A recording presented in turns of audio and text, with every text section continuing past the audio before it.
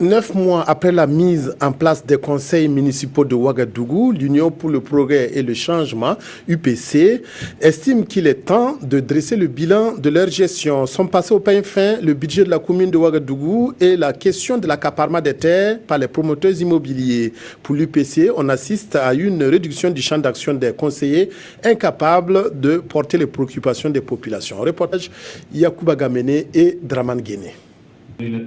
L'UPC n'est pas d'accord avec la gestion de la ville de Ouagadougou.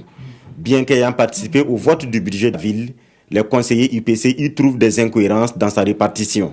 Sur les 26 milliards du budget, plus de 5% sont consacrés aux études de projet, malgré l'existence d'une direction en charge des études dans la ville. Seulement 167 168 860 francs, soit 0,6%, sont consacrés à la jeunesse et à l'emploi. C'est une offense à la jeunesse de Ouagadougou.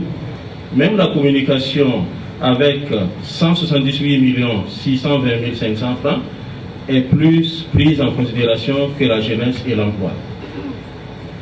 Seulement 76 350 000 francs sera consacré au social, ce qui représente 0,3% du budget. Les personnes vulnérables feront mieux de quitter la ville de Ouagadougou sous la gouvernance du MPP. Sur la question des lotissements aussi, il y a des accords entre l'UPC et le parti majoritaire.